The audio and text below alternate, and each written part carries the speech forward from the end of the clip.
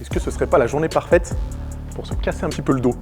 Je sais pas si vous avez déjà vu des exercices un peu old school, en mode Schwarzenegger, Serge Nubret, Tom Platz, Kevin Evron, même s'il est un peu moins old school, qui faisaient des exécutions un peu à dormir debout. Et on se demande toujours pourquoi. Même moi, je me demande pourquoi. Le premier, le rowing à la Arnold, avec le dos complètement rond. Priez pour pas que je me casse une vertèbre, parce que je suis plus tout jeune. Oh, c'est hyper chelou. Mais ça fait pas trop mal. Je vais essayer quand même à 100 kg, juste pour voir ce que ça donne, avant de faire une review un petit peu plus complète de ce que ça a provoqué. Arnold il justifiait ça par le fait que ça étire la chaîne postérieure. Donc potentiellement, ça pourrait être un peu plus efficace pour le dos. Mais faire du rowing à 100 kg ou à 140 kg avec le dos rond, c'est pas un truc que je recommanderais forcément. Un bon mix entre gros mouvements de balancier et dos complètement rond. Wow.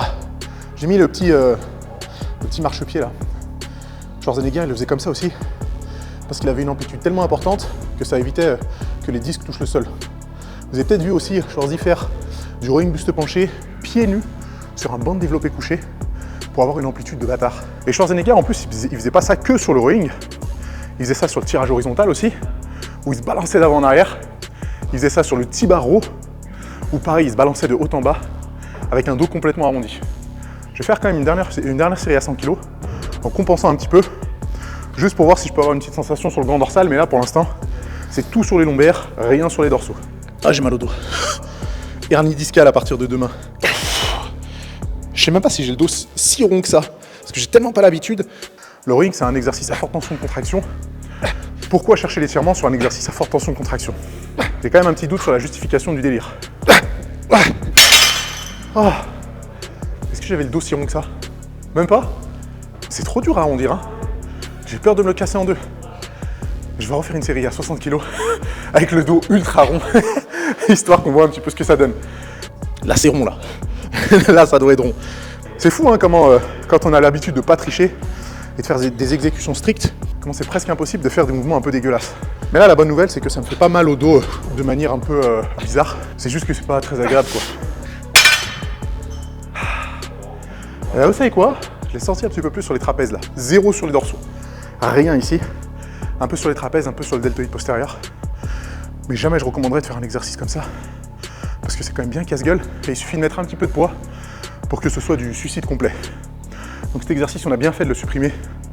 On a bien fait de ne plus le faire du tout dans les exercices de musculation, dans des programmes de musculation. Parce que c'est une aberration. Donc Arnold Schwarzenegger, c'est pas la première chose qui faisait n'importe comment. Je sais que je vais me faire insulter dans les commentaires pour dire ça, mais c'est un peu la vérité. Et vous savez qu'il y a un autre exercice qu'il faisait, qui est un peu à dormir debout, c'est les tractions nuque prise large. C'est vachement dur. C'est vachement dur. Mais pour sa défense, les tractions nuque, j'en faisais quand j'ai commencé la musculation. Parce que forcément, j'avais pas les connaissances que j'ai aujourd'hui. Et c'était un exercice qui était relativement populaire. Maintenant, plus personne ne fait des tractions nuque. Je vois beaucoup moins de personnes faire du tirage nuque, et tant mieux, parce que c'est pas l'exercice le plus sécure. Et si jamais vous n'avez pas envie de vous bousiller l'épaule, il vaut mieux pas faire de traction nuque. Mais, pour le bien de la science, deuxième série de traction nuque. Combien j'en fais? Pardon? Pardon? J'ai fait le dos hier, hein, donc j'ai encore des courbatures. En fait, c'est bizarre parce que je suis obligé de baisser la tête à chaque répétition, donc c'est pas agréable du tout. Peut-être que je suis pas assez souple des pectoraux. La bonne nouvelle, c'est que ça me fait pas mal à l'épaule. Mais je crois que j'ai la morphologie pour ne pas trop avoir mal à l'épaule sur des exercices où je tire, où je pousse la barre depuis la nuque, c'est-à-dire des humérus plutôt courts. Au bout de 4, je suis au bout du rouleau. Les tractions nuque, ça rajoute rien en fait, parce que c'est du full grand rond, pas du tout de grand dorsal. Donc en vrai, il n'y a aucune raison de les mettre dans un programme de musculation. Vaut mieux s'en tenir aux tractions pronation classiques à la poitrine ou aux tractions supination, tractions neutres qui sont des super variantes. Moralité, ne faites pas de traction nuque ou de tirage nuque dans votre séance dos, je pense que vous le saviez déjà. Est-ce qu'on continuerait pas par un petit développé nuque? Spécialité de notre ami Kevin Evron, qui n'est pas un bodybuilder de l'âge d'or, plutôt des années 90, et qui était connu pour ses épaules, pour ses deltoïdes incroyables, ses deltoïdes et ses trapèzes incroyables.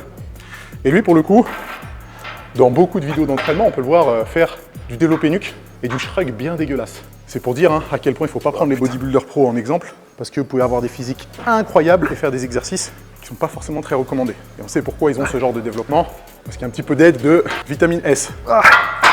C'est horrible. Ah, c'est horrible. Pareil que les tractions nuque, développé nuque, j'en faisais quand j'ai commencé la musculation.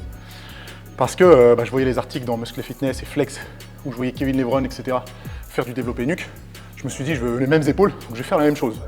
Donc peut-être les 3 premières années de ma pratique en muscu, j'ai fait du développé nuque, j'ai fait des tractions nuque. Heureusement, je ne me suis pas blessé à l'épaule parce que je pense que j'étais pas assez fort pour mettre assez de poids pour que ce soit traumatisant. Mais du coup, j'ai arrêté rapidement dès que j'ai appris que c'était pas un très très bon exercice. Et en fait, pour les épaules, c'est pour ça que je déconseille d'avoir un banc aussi redressé, parce que ça oblige forcément à avoir un peu les mains derrière la tête et on mime un peu du développé nuque. Donc je préfère plutôt incliner un tout petit peu mon banc, pousser à la verticale au-dessus des clavicules. On a un angle qui anatomiquement est moins dangereux et qui en plus est tout aussi efficace pour les deltoïdes. Et en fait, il faut se poser la question suivante. Est-ce qu'ils apportent quelque chose par rapport à la variante plus classique? Si la réponse est non, pourquoi vous faites chier à faire des trucs comme ça? Juste parce qu'ils sont originaux, c'est quand même pas une bonne justification pour ajouter un exercice à votre séance de muscu. Et là, le développé nuque, il apporte rien de plus qu'un développé classique, donc c'est pas la peine de le mettre dans une séance épaule. Oh. En fait, je sens que je suis pas limité musculairement, mais que je suis limité articulairement. C'est trop bizarre en fait la sensation. L'amplitude est pas ouf, je sens tout sur le deltoïde antérieur.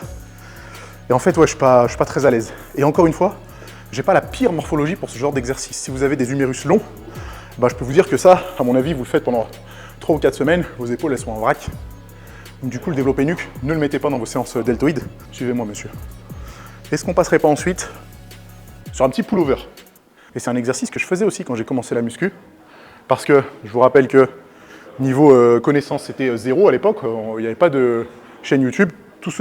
Toutes les connaissances que j'avais, entre guillemets, elles étaient sorties de Muscle Fitness. Et quand je voyais Serge Nubret avec une cage thoracique énorme et des pecs de fou conseiller le pullover parce que ça élargit la cage thoracique, forcément, moi, je l'ai mis dans mon programme de musculation.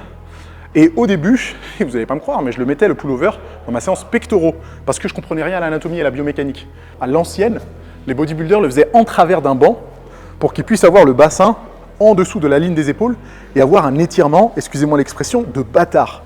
Et c'est clair que l'étirement, il est fou, mais pas forcément aux bons endroits, et du coup, ça devient difficile à maîtriser. En plus, la mise en place, c'est pas la plus pratique du monde.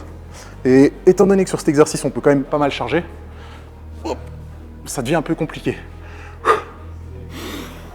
Donc le pullover, exercice pec ou exercice dos, on s'en fout un petit peu. C'est un exercice dos déjà. Il reprend bien les actions du grand dorsal qui est la rétropulsion. Et sur cet exercice, c'est hyper dur de sentir les dorsaux parce que le pullover, c'est un exercice à forte tension d'étirement. D'ailleurs, il n'y a aucun exercice qui étire plus le grand dorsal, les dorsaux plutôt, parce qu'on va prendre aussi le grand rond. Il n'y a aucun exercice qui étire plus ces muscles-là que le pullover. Et vous m'avez entendu le dire plein de fois dans plein de vidéos, les exercices à forte tension d'étirement, bien que plus efficaces pour l'hypertrophie, ils sont hyper durs à ressentir parce que dans cette position, les fibres musculaires ne sont pas capables de produire autant de force qu'à mi-parcours.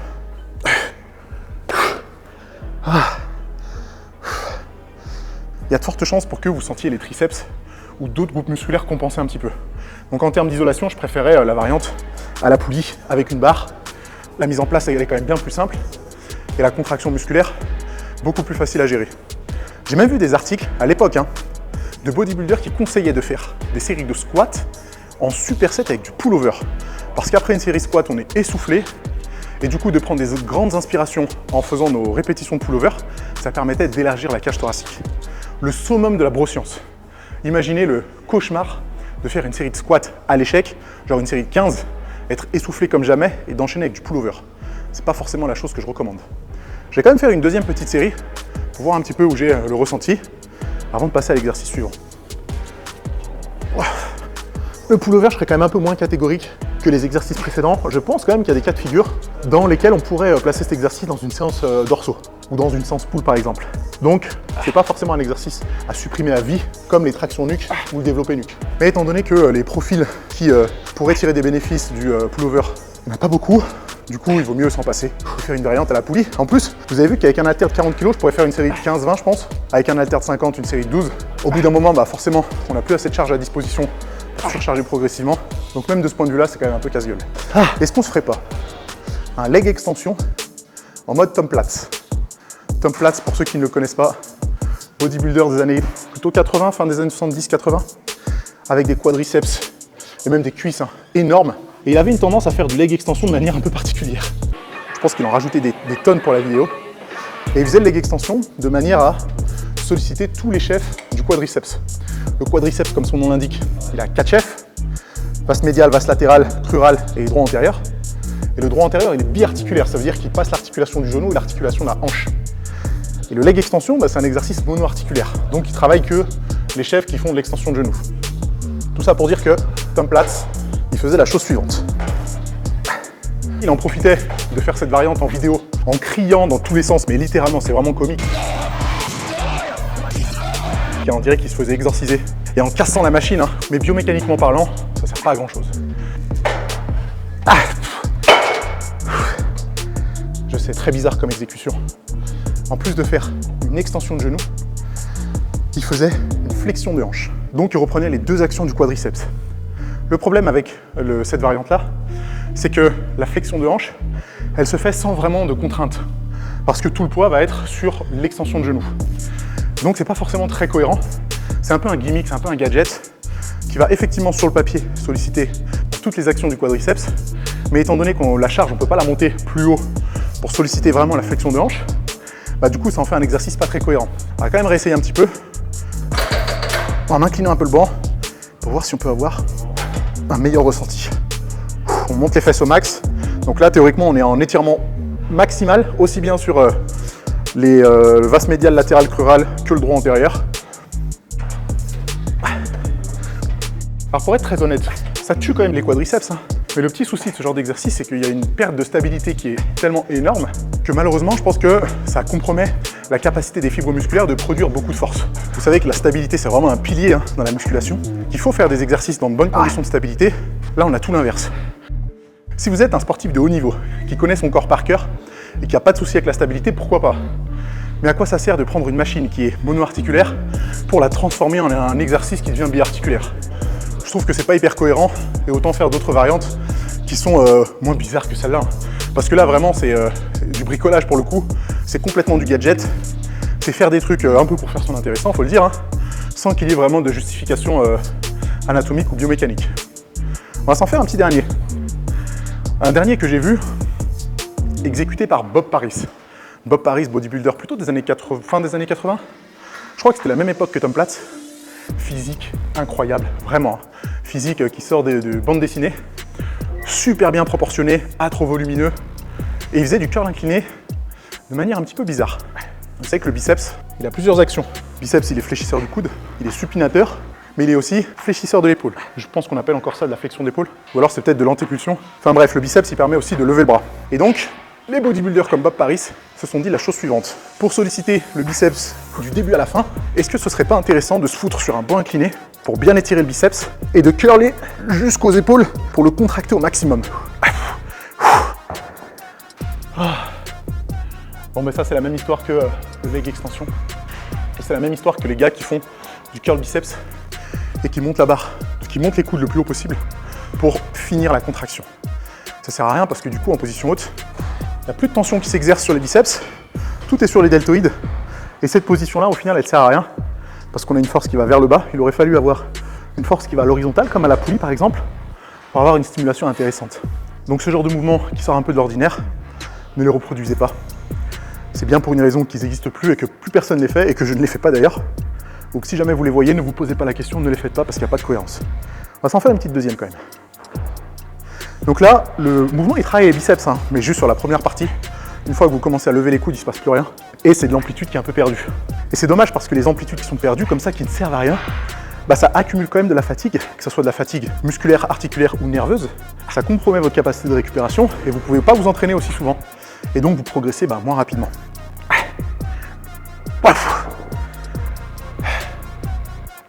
Définitivement, c'est pas une variante que j'ajouterai demain à mon programme de musculation. C'est un peu dommage parce que les bodybuilders de l'âge d'or du bodybuilding, donc années 70-80 et un tout petit peu années 90, ils sont considérés comme des exemples parce qu'ils avaient des physiques quand même hyper impressionnants. Les Bob Paris, les Schwarzenegger, les Serge Nubret, ils n'étaient pas trop volumineux, donc ils correspondaient encore un petit peu à cette image de dieu grec et de super-héros en fait.